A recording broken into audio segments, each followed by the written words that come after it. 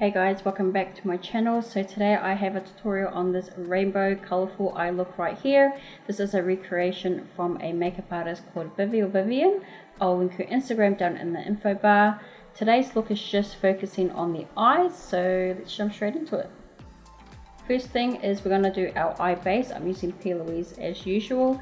This is number 3. You can also use number 2, and I'm just going to apply that all over the eyelid. Then we're going to carve out the brow a little bit, and then we're going to smooth that out. I'm just using my favorite Ronja F10 brush. Next we're going to go in with blank canvas, which was the lighter one, and we're going to use that to carve out underneath the tail just to act as a highlight, and then you just want to blend that in as well.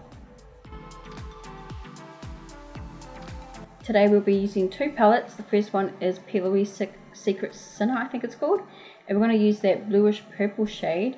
And we're going to dab this product into the crease and start creating our shape.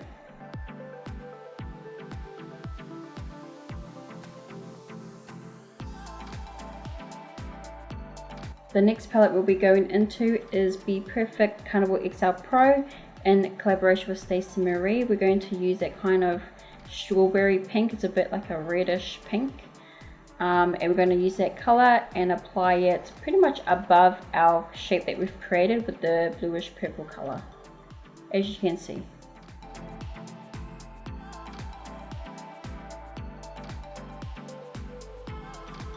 Then we're going to use this baby pink color, and we're going to use that color to blend out the edges of the strawberry pink we just applied.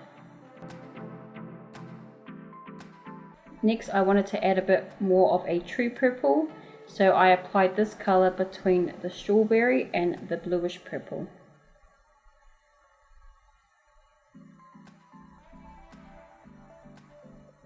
And then if you need to, you can touch up your first color, which was the blue purple again, in case you overlapped it too much with the true purple. Next, we're going to mix these 2 colors to make like a dark purple aubergine color, and we're going to apply this right into the socket and it really deepen it up. And then we're going to do the other side. But this type of look is definitely important to work with like medium to small tapered brushes, just because it's such a precise layering type of look. Alright, so now I'm just going to wipe off some of the purple that was on the eyelid, because we're going to cut the crease with a blank paint and I don't want it to mix in too much. So using blank canvas from P. Louise, if you haven't tried this product, you definitely need it in your life.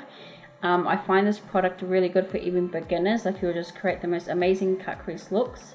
So that's what I'll be using today. So with the cut crease, I've just cut through my crease and also followed the shape I've created with the eyeshadows towards the end. So once we got to the end, I just buffed out the blank canvas, the paint, just to blur it out. And then I'm going to pat with a clean brush, a clean flat brush, and we're just going to pat down that eye base, that paint base, just to make sure it's all smoothed out and there's no like lumps. Then we're going to go and use that really yellow gold and apply this to the inner part of the cut crease. Make sure you're only using patting motions, just so you don't create any rigidness. Then we're going to go in with this green from Colourpop. This was the closest green I could find to the color she used in her eye look.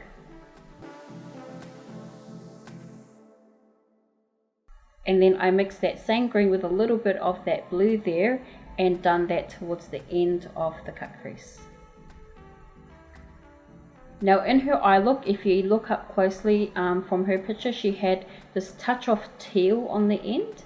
So I'm going to be applying that shade there. So I'm connecting it from the lash line up towards the point of the cut crease. Then we're going to use this blue and apply that underneath as well. You can tell I really looked at every detail of her picture, just because I wanted to get it as close as possible as I could. And then around the blue, you just touch up with like a bit of purple or pink. It depends on what you need based on what you've created. Now in her picture she didn't have a winged liner, which is really good because it will take focus away from the winged out shadow. So all I did was apply a black shadow along the lash line, and this is just to help the lashes to blend in. Now I'm just applying mascara, and this one is Iconic. I think I've mentioned it before. It's a really good mascara, especially if you like thick lashes. So for eyelashes, I'm using Blondie from Sassy Lash. These lashes are really nice. They're quite long and gappy, so if you like that kind of lash, you'll definitely like this pair. Now to align the waterline, I'm using this neon green from Colourpop, and then over the top I mixed in the neon yellow just to make it more brighter. And then for the inner corner, I'm going to use this pigment here from Inglot. All the names of the products will be listed down in the info bar. You want to make sure you use like a glitter glue primer underneath just so it sticks better. If you apply a loose pigment by itself, especially this kind of chunky one, it will generally fall down your face. So you want something tacky. So now I'm just going to wipe away the bake from under my eyes, and we're going to move on to smoking out the lower lash line. So the first thing I did was apply a blue paint from P. Louise. So it's like the eye base but in a blue color. And I just applied that along the lash line just to make the shadows stick better. I would have preferred a purple, but I couldn't find one. So the first color I went in with underneath the lash line was the bluish purple, which was the first color we placed on our eyelid. So I just patted that along the lower lash line. Then I used the purple shade from the Be Perfect palette and used that to blend the edges of that bluish purple color.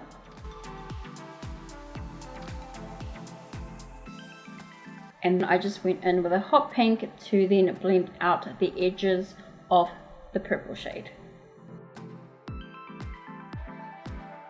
Now lastly, I just added a bit of black to the outer corner of the lower lash line, sorry. And then to finish off the eye, I just applied mascara to my lower lashes. This one is the L'Oreal Telescopic because the brush is nice and small.